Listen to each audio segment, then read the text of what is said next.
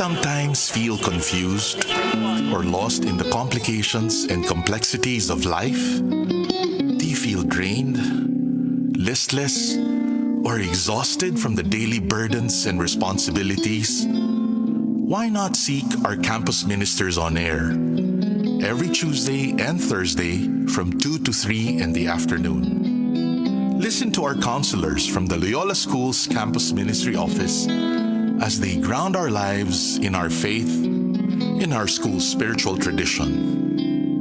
Campus Ministers on Air. Be guided, be inspired, be blessed. Listen to our Campus Ministers on Air.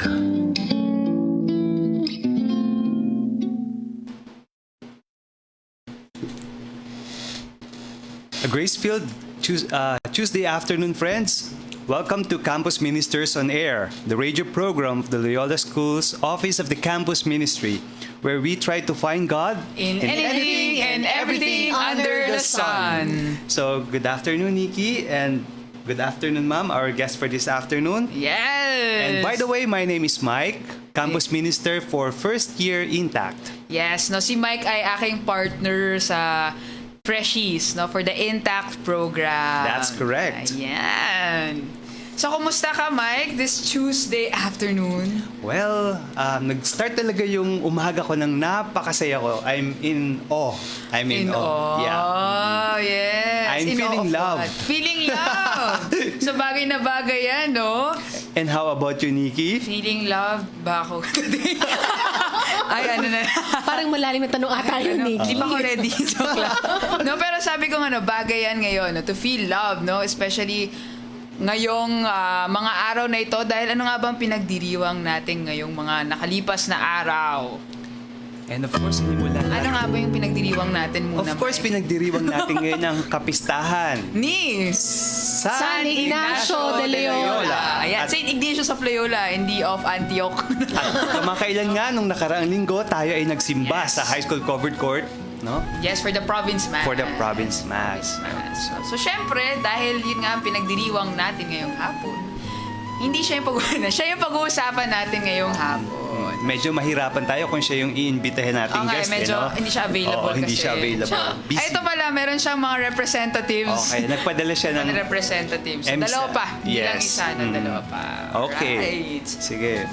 So just like all the other episodes that we've had, we always begin with a prayer. Okay. Ayan. So we invite you, if you can, to just sit back and relax. Drop anything and everything that may disturb you or distract you. And then just take a couple of deep breaths. Maybe 5 deep breaths. And actually feel each breath. Feel the air flow through your nostrils. And feel how each breath expands your diaphragm and your chest. Just relax.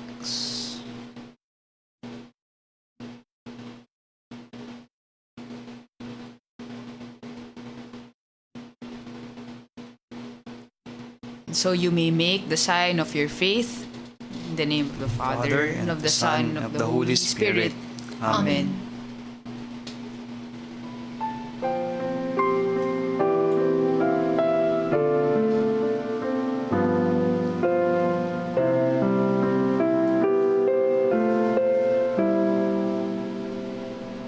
Take my heart, O Lord, take my hopes and dreams. Take my mind with all its plans and schemes. Give me nothing more than your love and grace. These alone, O God, are enough for me.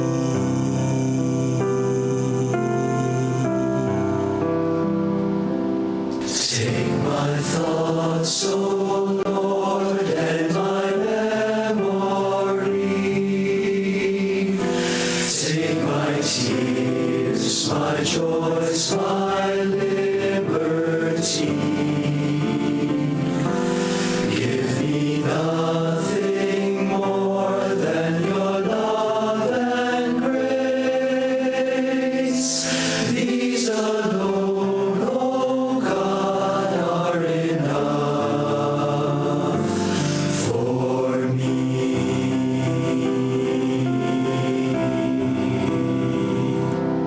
I surrender, Lord, all I have and hold.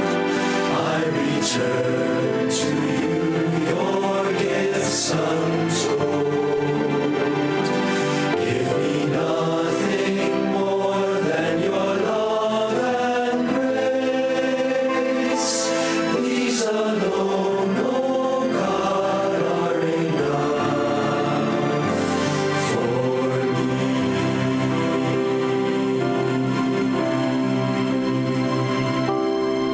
When the darkness falls on my final days, take the very breath that sang your praise. Give me nothing more than your love and grace. These alone, O God, are enough for me.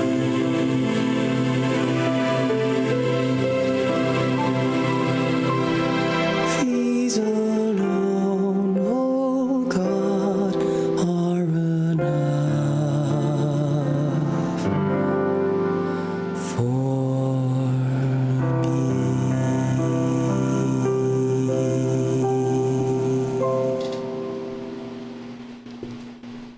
In the name of the Father, and of the Son, and of the Holy Spirit. Amen. Okay. So we're back. Para dun sa mga kaka-tune in lang, Nikki, no? Sa mga Yes. naririnig sa radyo at sa Nanonood. sa ating Facebook Live. We are the Campus Ministers on Air. So isang magandang hapon sa inyong lahat. Yes! Ayan. No? And the prayer that we've just had is actually a version of Saint Ignatius' own prayer. Yeah. Which is the Sushi Pe. Sushi Pe. No, Sushi Pe. No? Since we're also celebrating his feast on tomorrow, no? Tomorrow, the 31st. The 31st of July. Kaya walang pasok, Yeah. no? It's sa a Ateneo. holiday. It's a holiday. It's an Ateneo holiday. And happy feast day to our Jesuit fathers Happy and brothers. Feast Day! Okay. Yay! Ayan. So just like we've mentioned, so we'll be talking more about him, no? About Saint Ignatius. Kaya nga, full force kami ngayong hapon, no? Kasama namin si Ma'am Rina Simpas, ang aming director, the OG of the OCM. OG. No. Our OG, original gangster. Our OG, original gangster. Our boss mom. Siyempre, Nikki, hindi na tayo lumayo pa, no? Oo nga eh, kasi sino bang expert like Saint Ignatius? Ma'am Rina. Ignatius, Tama. Ma'am Rina. We don't have to look Next far. step. No. Next step. So behave po kami ngayong hapon. So Ma'am Rina is also a faculty member of the Department of Theology, and she also teaches Theo 131. It's a theology course for our junior students in the college, which is a theology of marriage, family life, and human sexuality. But for this afternoon, we won't be talking about marriage, family life, or human sexuality. So we'll be talking about Ignatius, especially Ma'am Rina's own experience in Manresa. No? Hindi Manresa, Cubao. No? Manresa, the actual place. No? Yeah. At hindi rin Manresa, Ateneoville. Yeah. Bagamat yun ang kalye namin, nandun ang aming tahanan. Amazing, no? Director na po kayo ng campus ministry. Turo na kayo ng theology. Tapos sa Manresa Street pa kayo nakatira. No, so perfect. So, perfect. talagang parang nag-conspire lahat I know, ng ng universe. forces ng universe, para no? ipadala sa atin ngayong hapon si Ma'am Rina, Yes. no? At ano nga ba ang ating pagkukwentuhan, pag-uusapan, kaya natin hiniling ang presensya ni Ma'am Rina ngayong nga. hapon? No? So, let's have para a refresher, parang St. Ignatius. When did you first meet or when did you first encounter St. Ignatius? Siguro not just for Ma'am Rina, but then for you, for all of us. Maybe for you also listening, do you know St. Ignatius of Loyola? How did you know about him or what do you know about him? So, yun po. So, paano niyo po Go first. nakilala ako muna? Go first, sige. Nikki. Sige po, ako po. Masunurin ako eh. Why not?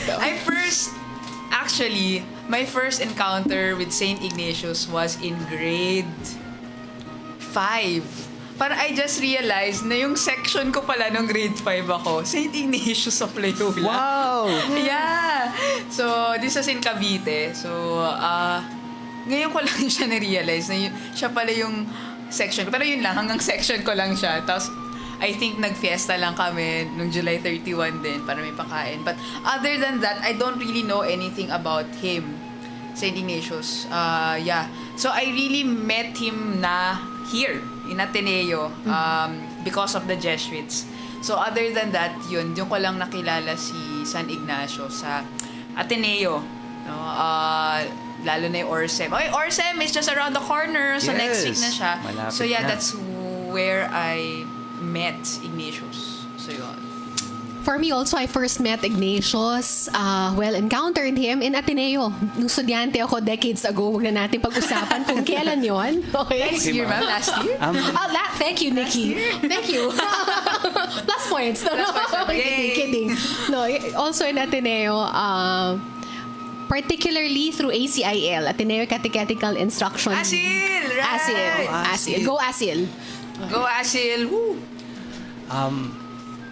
Ikaw, Mike. Ako naman po, Ma'am Rina and Nikki, una ko nakilala si St. Ignatius sa kanta. Ito pinatugtog natin kasi sa simbahan naririnig ko na rin itong music na to. So, doon ko siya unang enkwentro namin ni St. Ignatius sa isang panalangin kagaya niyan. Pero, pagdating dun sa spirituality, nakilala ko talaga siya sa De La Salle formation ko. Oh! Sa De La Salle formation ko nung nasa novitiate ako ng De La Salle Brothers na may isang reading doon about this man named Ignatius de Loyola. So, binasa ko rin yung spirituality niya. Pero, na-deepen pa yon nung pumasok naman ako sa RVC House of Jesuit Candidacy.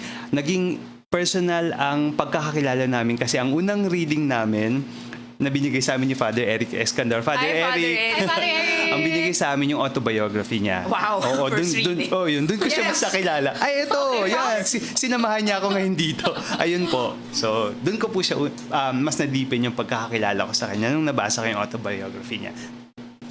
Okay. Ayun. On my end, I actually didn't know Ignatius, the person, the saint himself, okay, when I was a student in Ateneo, Right. but more through the spiritual exercises. Actually. Okay. Mapalad kami nung mga panahong yun, bilang konseho, bahagi ng konseho ng ASIL. Every year, we would go on a Holy Week retreat at the Sacred Heart Novitiate, and it was with Father Roque Ferriols. Wow! With our Si retreat Father director. Roque! The one and only. At Ama ng nakakatuwa. Pilosopiyang Pilipino. Oo, di ba? At nakakatuwa, nakapiling natin siya sa misa nung linggo Yes, during the province mass. No, at yun yung paraan kung paano nakilala ko si Ignacio, but it was more through the way of the exercises. Right. Okay. Parang nasa background siya, not really himself. Actually, that's true. Even in Ateneo, I mean, alam ko lang na he was the founder of the Society of Jesus. Pero nothing much about him except for, yun, tinamaan siya ng cannonball. Correct. Yun din. Nagtapos ako ng Ateneo. Yun lang ata alam ko. Basta, the cannonball experience. Yes, That's the St. Ignatius of Loyola. Kaya sabi, he's the only saint who has been canonized twice. Correct. sobrang paso na yung joke. Pero yes. No, that's the only thing I also knew about him. And I also just knew him through the spiritual exercises also. But through ATSCA naman. So Ateneo Student Catholic Action. So we also had retreats, silent retreats then. So, and same with Mike. Actually, even much younger, parang I also have experienced his spirituality through song.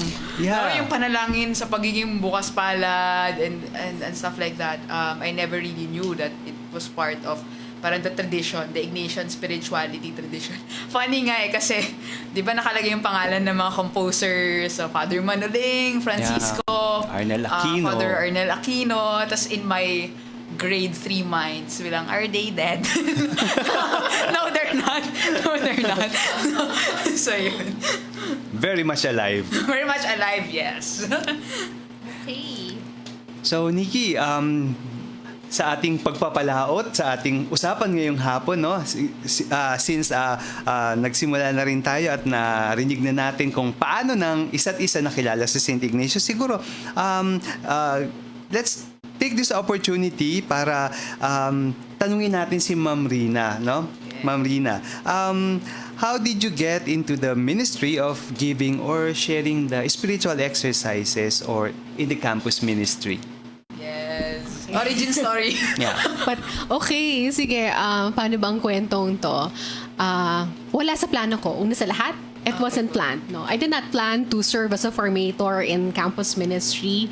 After graduating from college, sumali ng JVP. Yes. Pagkatapos ng JVP, I taught for 2 years, no, in my high school alma mater, and then I was visiting Sister Rayleigh. Our very own Sister Rayleigh de Guzman. Hi, Sister Hi, Rayleigh. sister. Belated happy birthday. Belated happy birthday. The other OG. Yes, no? And I was just visiting Sister Rayleigh because I already knew her when I was a student, no? Yes. So I was visiting her and then she asked me, Rina, okay, we have an opening in campus ministry. Would you like to join the team? Tapos, at doon na nagsimula ang kwento. Okay. And perhaps what made me say yes was I knew I wanted to move away from the classroom setup and engage students in a more relaxed atmosphere and I knew campus ministry would be one way of doing that, and that's when I got started with campus ministry.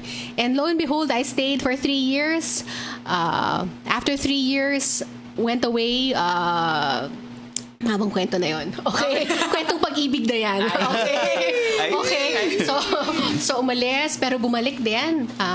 And so I've been here. No, I returned to the Philippines in 2004. No, so it's been 15 years. Wow. Okay, so 15 years plus the 3 years. Yes. Okay, when I originally started, no. Apo.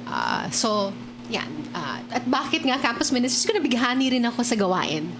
No, why? Because even as a young student myself, I really benefited much from the retreat experiences I've had, no, through ASIL, through ACMG, and through the 8-day with Father Riley.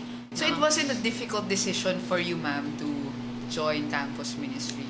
It wasn't, no, but I just found myself being so drawn to it kasi it's a chance to accompany our students, no. This time, kung dati ako yung sinasabayan, Sister Rayleigh was one of my formators back then when I was a student. She handled a prayer group in ACMG. Okay. So ASIL and ACMG kayo? Yes. Amazed. Yes, and then Faith formation class. si Father Cesar, hindi ko alam kung naalala niya to, no? But he was our center moderator for Consti Hill, I think for 2 years, no? In ASIL. So, sa mga prayer sessions na yon, doon din nabuo yung pagkabighani nga sa gawain na ito ng formation. So you always saw yourself accompanying people even No. then? Oh. No, it's something that I discovered. Discovered. It's something I discovered along the way. And it was something that the opportunity presented itself. And I just got so drawn to it. Parang, how would I phrase it? I feel that I was led. No? Parang I was led to where I am now. Bokasyon. Vocation. So, may talagang tinawag. Parang discernment of first level, no? No need. Kasi parang automatic or Mas naging... very attractive. Oo. Siguro kasi nahuli din ng Diyos yung puso ko. So, sa ganung paraan. Ayun. Okay. Ma'am, do you have a fresh memory of the first time that you have given the spiritual exercises to or a group of accompanied students, someone, di ba? right? Okay, in Kung a- dati po ay kayo ang nakaka-experience ito, but the first time na kayo po ang nagbigay nito sa mga estudyante or grupo. During my first year as a campus minister, decades ago. Okay.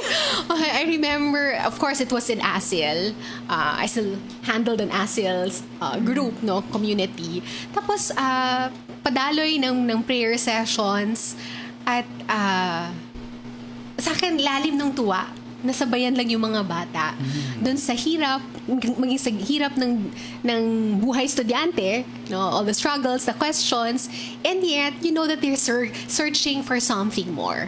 No, the thirst, the thirst was there, is there, and to be able to be part of that journey was something very meaningful for me. So, since yung parang we're already talking about accompanying students through the specs or through Ignatius's own spirituality, you've shared with us that you have joined the Ignatian immersion course in Yes. Manresa. Can you tell us more about that? What was that about? When was Okay. Sige, so every year, there's a program called the Ignatian Immersion Course. It's offered in Manresa, Spain. Okay, hindi Amazing lang. Cubao, Manresa Street.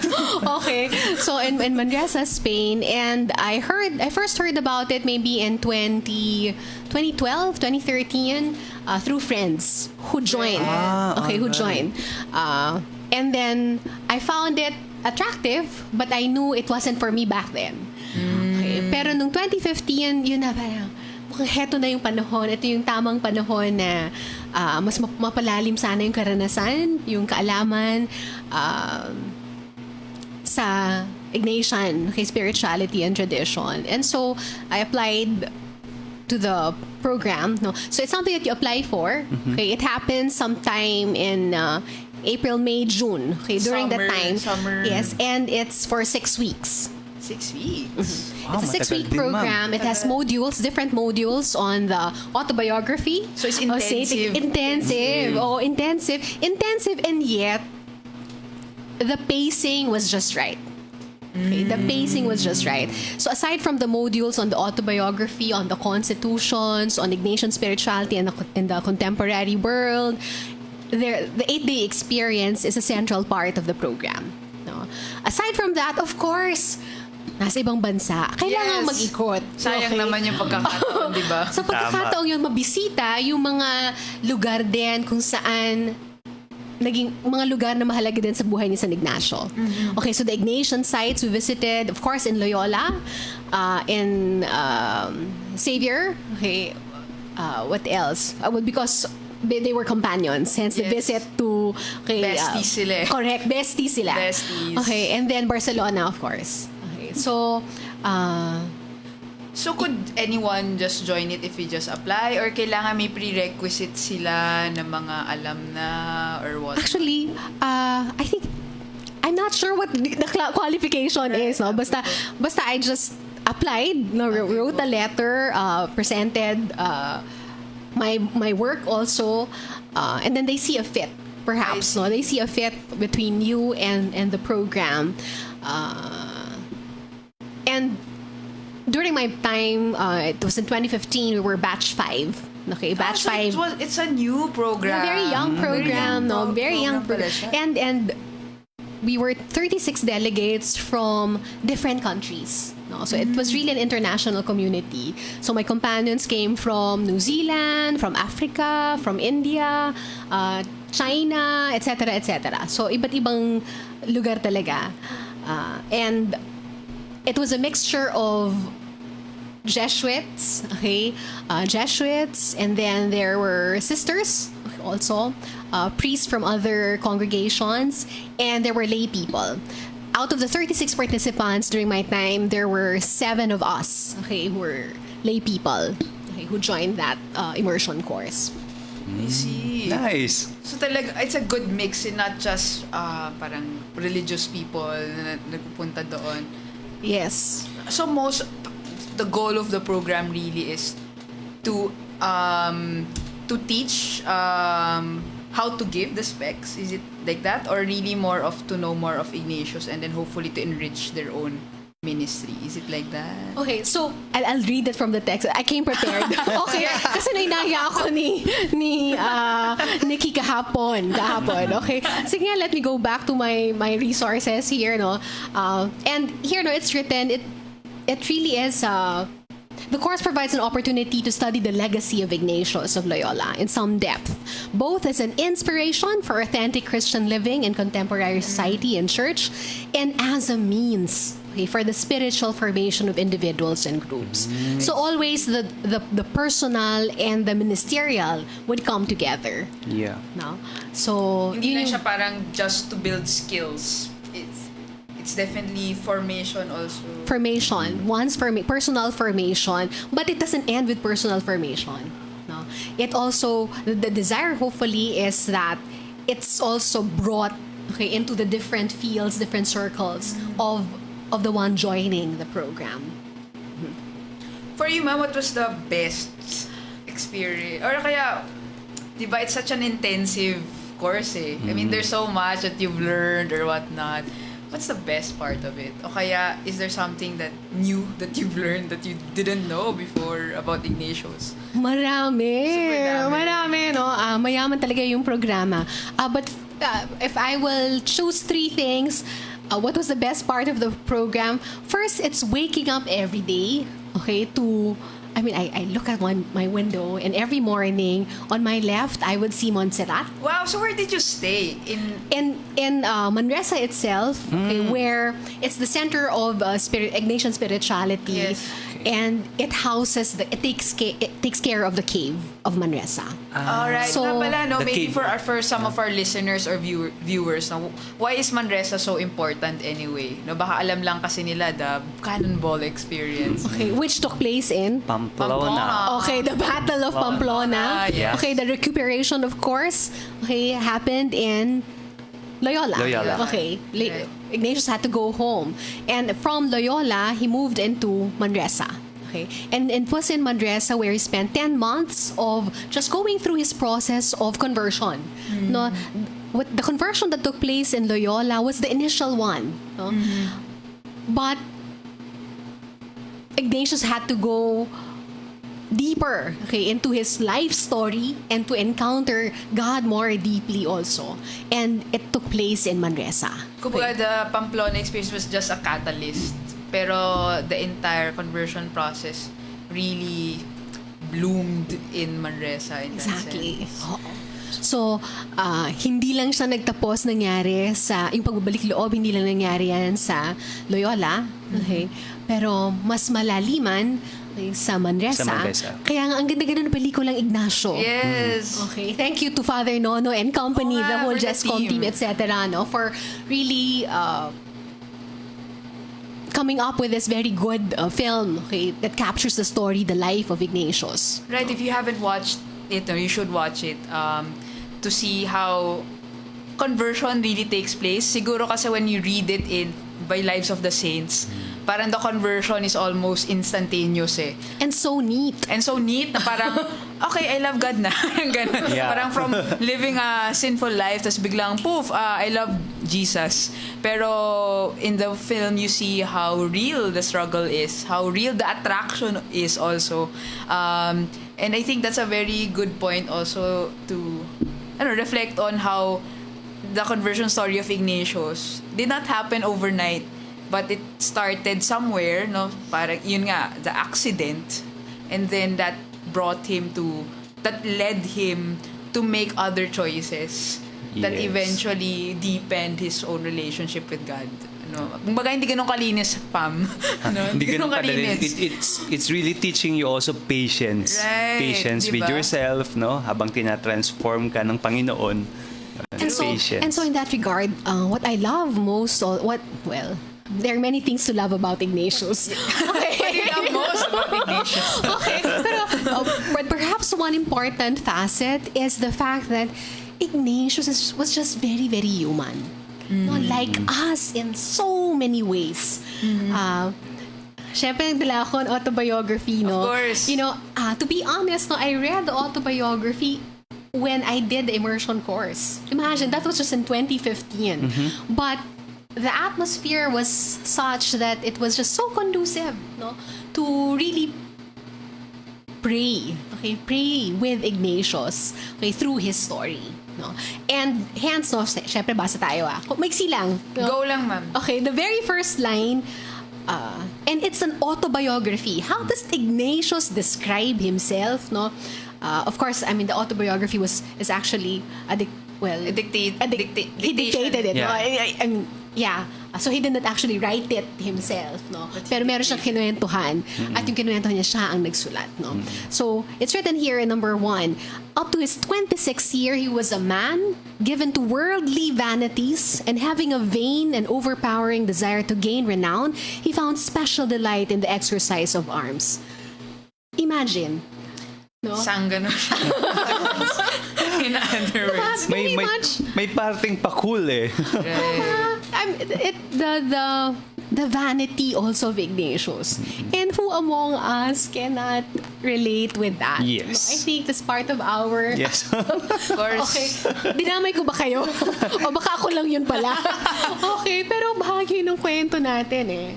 Diba? We struggle with it, with our own vanities, with our own idols, etc.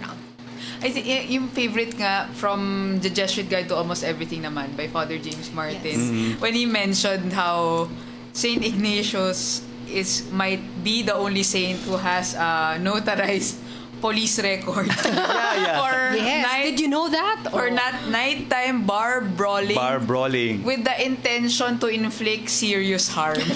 Siguro gusto niya manghampas ng bar stool. So, imagine, meron siyang notarized police record. No? So, Okay, the Ma'am Ina, intensity and dala niyo- passion of Ignatius. So, dala niyo po itong autobiography habang ginagawa po ninyo yung program. So we were actually asked to read. So we had to go back to the sources, Ignatian sources. So firsthand, the autobiography, also the spiritual diary of Saint Ignatius. So there's a separate spiritual diary Okay, there's a pala. spiritual diary. Some of the letters of Ignatius. Yes. Of course, also going through the constitutions, the Jesuit constitutions. Noong una sabi ko, struggle ko yun eh.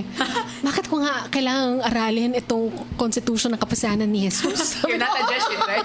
I'm not a Jesuit, no. But because we get the spirit, okay, we get a view, a glimpse of the spirit of Ignatius, okay, in the writing of the constitutions, no.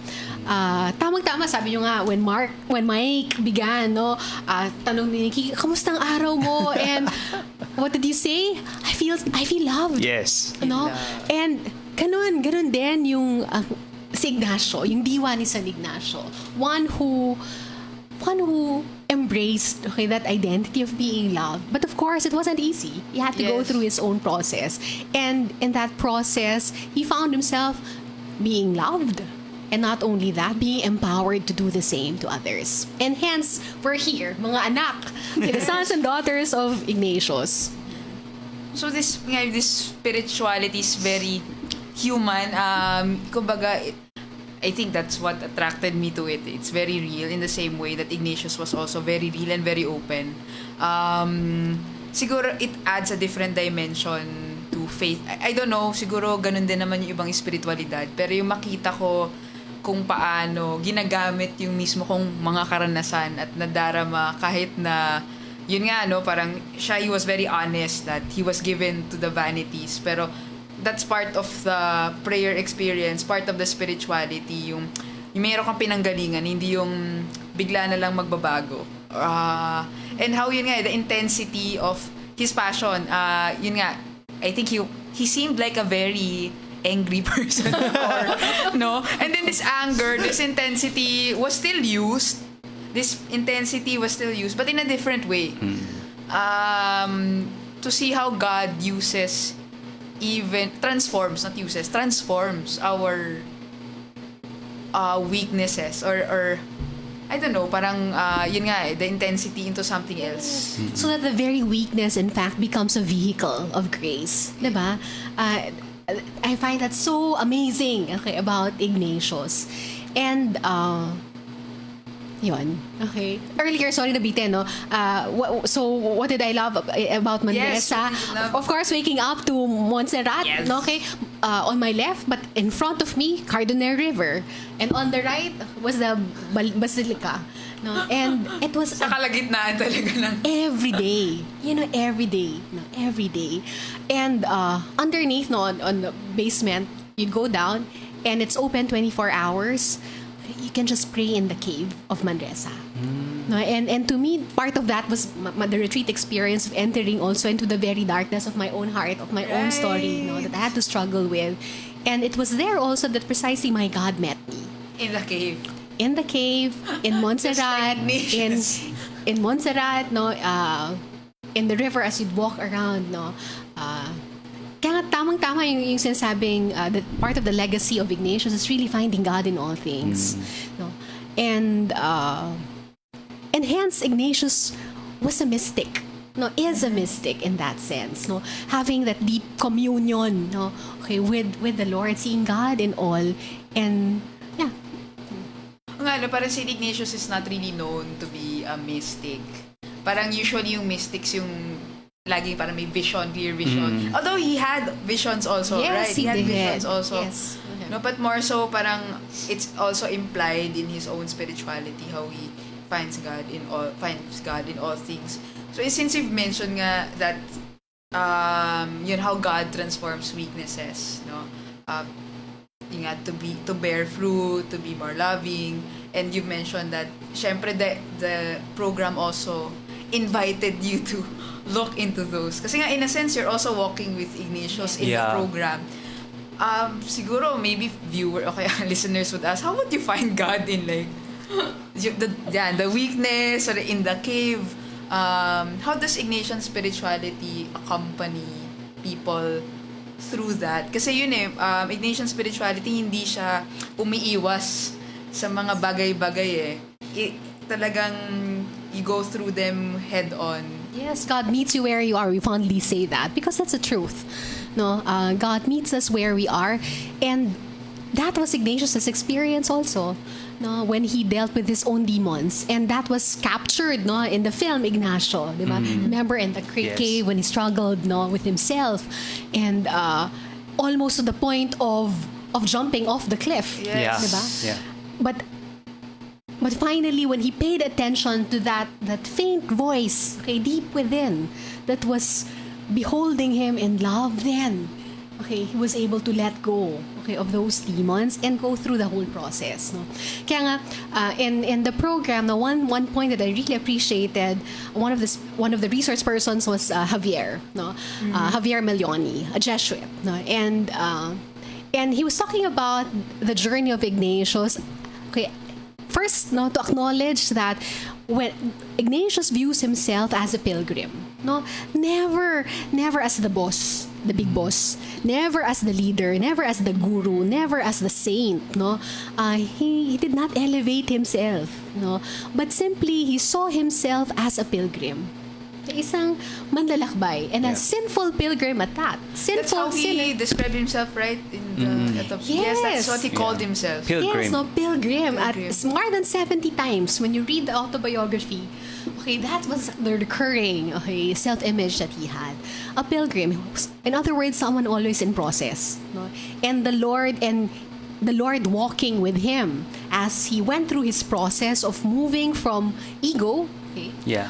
from ego really to the heart of Christ, no, surrendering to the heart of Christ. And hence, no, binabalikan ko yung notes ko. Notes niyo. Kasi ang maganda sa programa, kasi 6 weeks ang yaman-yaman nung karanasan. Pero bahagi nung karanasan, yung pagtitipon. No? That at the end, you gather the experiences. And so, I did, no? Talaga, I gathered everything. And they had guide questions. So organized. Amazing. Okay, so what passage of Ignatius' life has touched me more? One of the questions that we were invited to reflect on. And I wrote here, his gesture of self-offering at Montserrat. No? Minsan kasi akala natin, pag nag-alay tayo, yun na yun. Right. Pero hindi pala. It was a gesture that preceded him. Okay, it was a gesture, the meaning of which remained to be fulfilled in his daily pilgrimage, for he still had many other interior weapons to surrender. Not only to surrender, okay, the sword. Here. Okay, of course here. Okay, in MO. Okay, that icon, no? It's a very, very beautiful symbol, central symbol, but the meaning of that gesture actually unfolded through time. Diba? That he had to surrender bit by bit in the everyday, that sense of vanity, that sense of attachment. Diba? Paisa-isa. Yeah. Ay isa-isa din sa proseso. And to me, that was very striking. Because I too, okay, in the process of my own, particularly the retreat, no, I came to terms also with those internal attachments, no, the disordered attachments that I needed to surrender.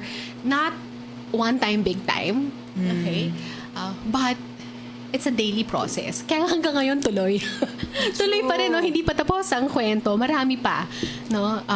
Whether it's the interior weapon of vanity or of fear, of sense of control, of pride or self-doubt, of independence and entitlement, okay? But really surrendering. And more, perhaps at this point in my life, God is also teaching me about Ignatian spirituality, not only as a spirituality of gratitude, spirituality of discernment, spirituality of action, no, service, but it's also spirituality of surrendering, no. Naalala ko nga si Father Mon Bautista, no, in some of the talks, recollections he gives. That's one thing he emphasizes also, no, surrendering. Meron nga isang tanong, we share this in one of the retreats. Marami naglilingkod. At mabuti yun, maganda yun, no? Pero maganda rin yung tanong na binibigay din ni Father Mon, which struck me, which spoke to me was, but how many people also are able to surrender, no, to entrust themselves completely also to God? But again, it's easier said than done, as in many things, no? Yes. But there. Okay. One more. Okay, one more thing. In the spiritual diary, what sentence of the spiritual diary do you bring with you? No, spiritual diary number 113. Okay, there's this line. Where do you, Ignatius asks, no, where do you wish to take me, Lord? No, and then he responds, following you, my Lord, I cannot be lost. I love that quote. I love that line. Yes. Diba? Ang ganda nun. Yes. Diba? Pero muli, proseso din siya. Yeah. No? Following you, my Lord, I cannot be lost. But it means that in the everyday, sige, I will choose to see things from the way God chooses to see it. God sees it also. Not only my feelings and be trapped in it, but also to be able to deflect, no? Deflect, go beyond, and then more appropriately, perhaps to see it from God's perspective. Yeah. Okay. What I value nga parang there's this gentleness behind all that, but at the same, yun nga, parang it's a process. But it's a gentle process, but it's a difficult process also. Yes. Pero hindi ka pinipilit na, yun nga, parang magandang panghawakan niya, hindi naman isang bagsakan lahat. And I also love that line. I don't know, maybe I just found it on Facebook. Parang, following you, Lord, I shall never be lost. Naisip ko lang, it also means that Ignatius was able to really look at his life and then, sa tingin ko naman, okay naman ako ngayon. Yung mga decision ko naman na following God, okay din naman. No, parang meron ng prior experience of how God led him. So that maybe he was able to say that. Hindi yung parang, zero. Parang, I think it comes from a person who has struggled to do that every day. And then, okay naman. But I don't know, siguro yung naisip ko kasi, there are regrets. Parang sometimes indecisions or yeah. something like that. Or regrets. I don't know, siguro parang in the middle of parang serving, okay, you doubt yourself or you doubt your choices, parang, but then, to see how, for example, along with the service or the hardship is, andun din naman yung, parang okay din naman pala ako na medyo nahirapan, pero at the same time, it led me to give up these certain things. Siguro yung balance na, yung surrendering, it's freeing, but at the same time, mahirap siyang gawin. Pero parang for Ignatius to say na worth it. It was worth it. Parang it was worth to go through the process in that sense. To see how real it Yeah. is. Hindi siya yung rainbows. Yeah. Lapat. Yeah. Lapat. Correct. Kaya, and hence, discernment is very key also in Ignatian spirituality, no? Kasi patuloy yung pangingilatis. Tungo saan? Kung sa higit na pagmamahal, sa higit na paraan, okay, ng Diyos, no, ni Jesus. No, and that's one thing I also love about Ignatius. No, it never ends with him or in him. He keeps on leading us to Christ, okay, to God. Which reflects how we met him. Yeah. We didn't meet him, but we met him through the spirituality itself na para makita kung gaano ka-self-effacing para in that sense siya na parang lagi nauuna yung nakilala yung spiritualidad niya tapos bago siya. Parang ang ganda lang nun. And I think ganun din yung spiritual direction. Parang which you do na parang the spiritual director must disappear Yes. So, yes. Less of us, more of God. Yes. Less of us and more of God. So siguro, Ma'am Rina, no, as we're going towards the end of our program, ang itatanong ko na lang po sa inyo at pwede rin mag-share siguro si Nikki and then I'll share something, no? Kung may isang tao na ngayon nyo palang na-meet, no? At itong taong ito ay tatanungin ka, paano mo kaya mai-describe ngayon si Saint Ignatius dito sa bagong kakilala na hindi pa siya kilala or nami-meet any of articles about him? So, how would you describe Saint Ignatius sa isang bagong kakilala na bago dito sa tinatawag nating Ignatian spirituality? How would you describe Saint Ignatius to someone new? That's a difficult question. Why did I write it? I wrote this question.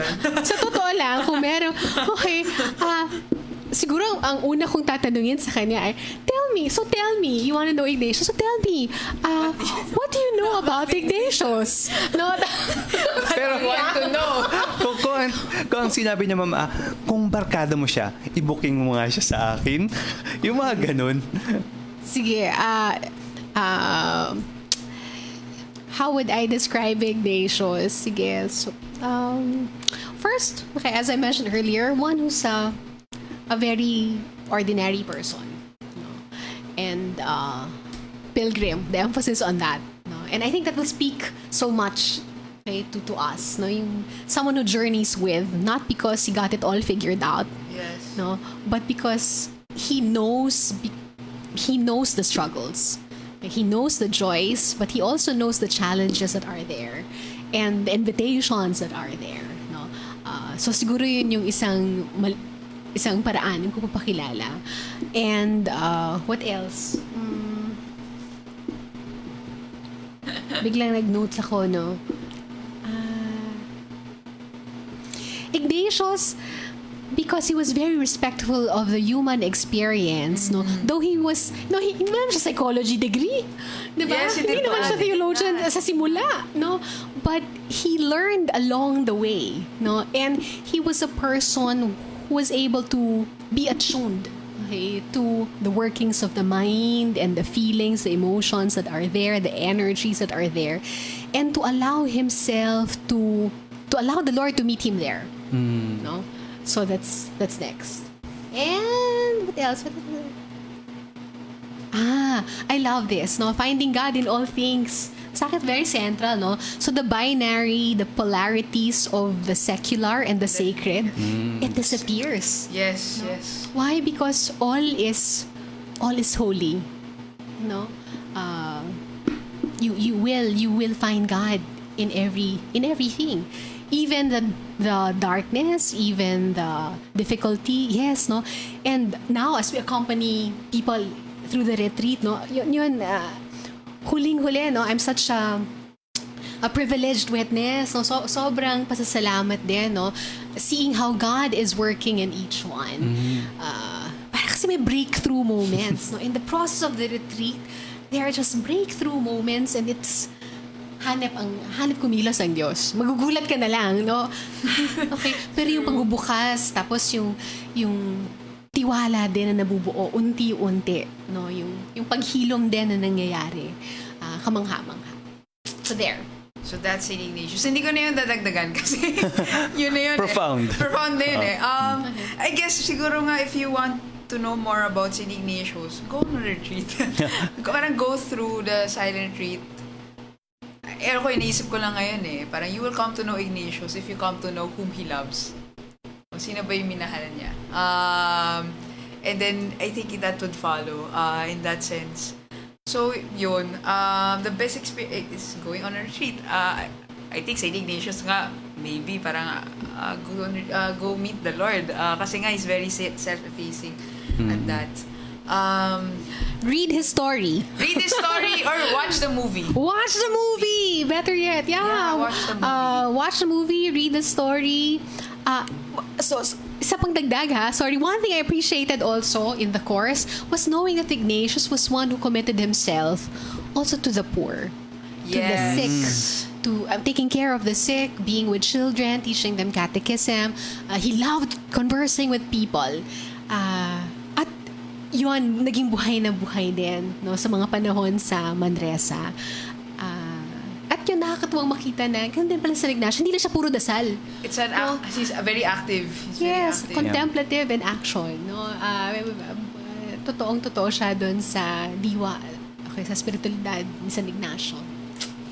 So, yeah. So thank you very much, Ma'am Rina, for a grace-filled afternoon, no? Ayan. I hope so. Oo naman. So, sana, no, merong bagong mga natutunan o kaya nalaman tungkol kay San Ignacio. If you're more interested to know more about him, yun nga, no, maybe you could watch the film o kaya spend some time o kaya i-calendar mo na go on a retreat. Yeah. No, not just any retreat, but go on a silent retreat. Ignatian retreat. Paano pag hindi ako silent? You'll be surprised. Yeah. No, you'll be surprised. If you just try it out, there's so much that you can hear in the silence. There's so much space also for God to speak to you in the same way that God spoke to Ignatius in that silence. No, see how it bore fruit. No, see how Ignatius's own journey bore so much fruit. Parang without him, there's no Ateneo de Manila. No, without Saint Ignatius, without his spirituality. Ayan.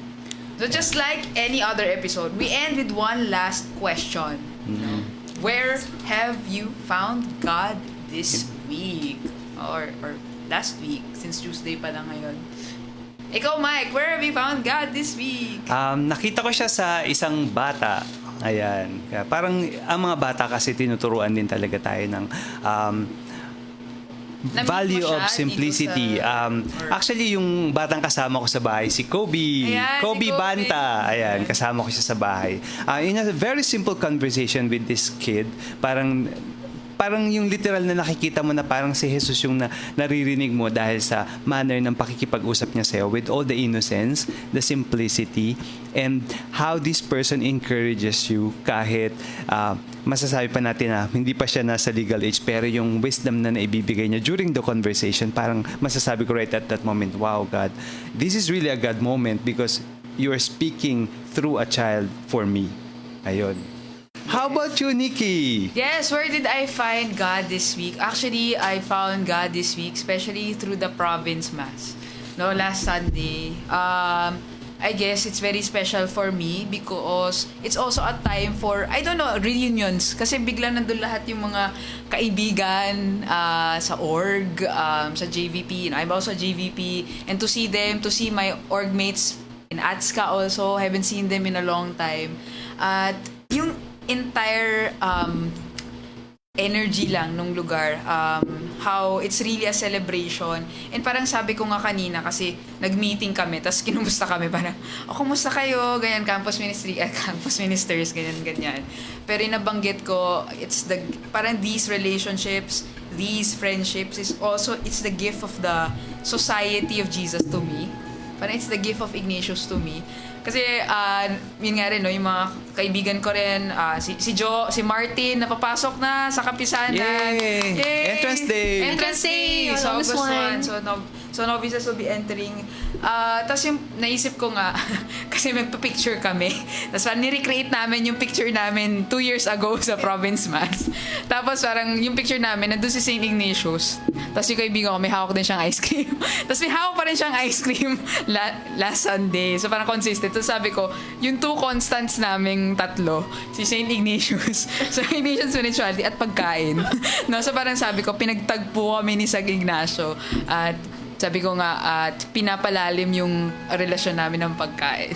So, yun, I'm really thankful for Ignatian spirituality for giving me all these friends, relationships. So yun, I really found God in that. Thank you, Nikki. And how about you, ma'am? Okay, how did I find Ignatius today or the past days?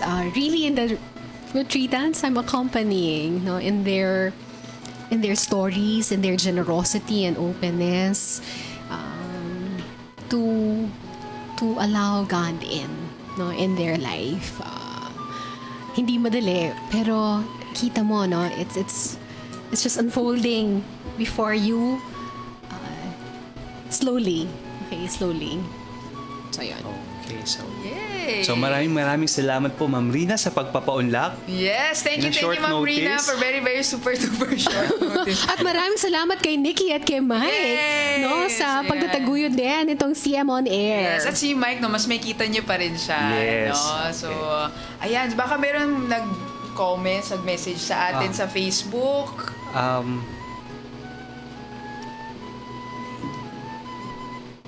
Facebook. Okay, so basahin lang natin yung ilang... Baka meron may mga... sige, Ayan. from Jennifer Chua. Good Hi, afternoon Miss daw po. Jen. Hi, Miss Hi, Jen. Miss Jen. Long time no hear and see daw, Ma'am Rina. Yes, hi, And a Jen. smiley face, no? And of course, magandang hapon din po kay Ma'am Cynthia Estrella. Hello Ayan, po. na nakikinig at naka-live tune in sa ating live feed. At ganun din po kay Sir Rodel Crisostomo. Good Hello afternoon po. po. Good afternoon. Good afternoon, Hi, sir. Rodel. And Josel Magno Corpus. Yan. FGIAT, Finding God in All Things Yes, daw. Okay. Finding Thank God. you very much for tuning in. For listening to And we are your Campus Ministers on Air. I'm Nikki. And I'm Mike. This has been your Campus Ministers on Air. Signing Off.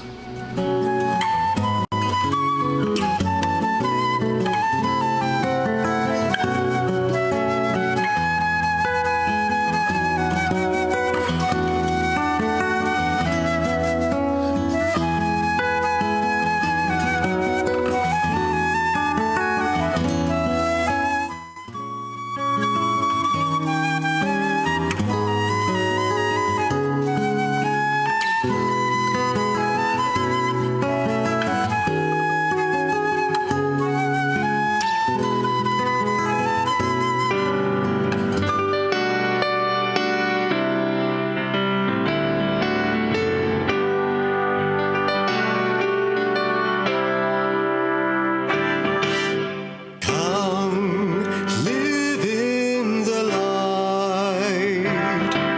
Shine with the joy and the love of the Lord. We are called to be light for the kingdom, to live in the freedom of the city of God. We are called to act with justice.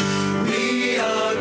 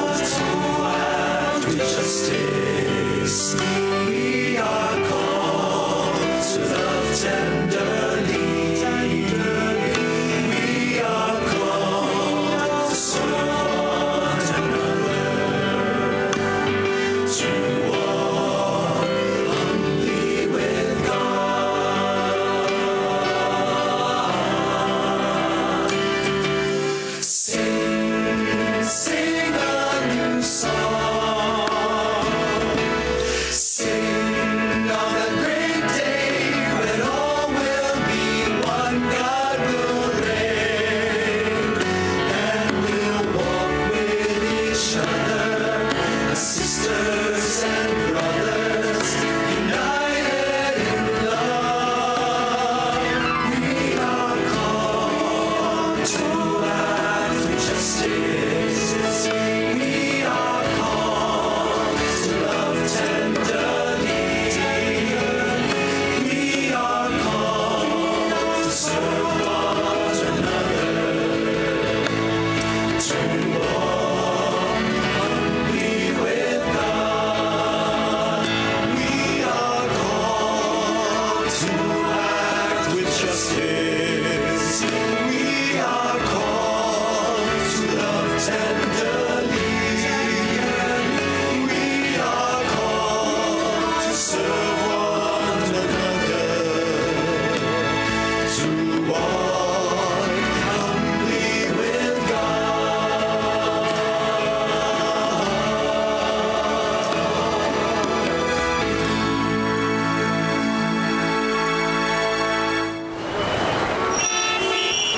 And there was another drive-by shooting. The fire we reported at the fire hall is still burning out of. Do you sometimes feel confused or lost in the complications and complexities of life? Do you feel drained, listless, or exhausted from the daily burdens and responsibilities? Why not seek our campus ministers on air every Tuesday and Thursday from 2 to 3 in the afternoon? Listen to our counselors from the Loyola School's Campus Ministry Office as they ground our lives in our faith, in our school's spiritual tradition. Campus Ministers on Air. Be guided, be inspired, be blessed. Listen to our Campus Ministers on Air.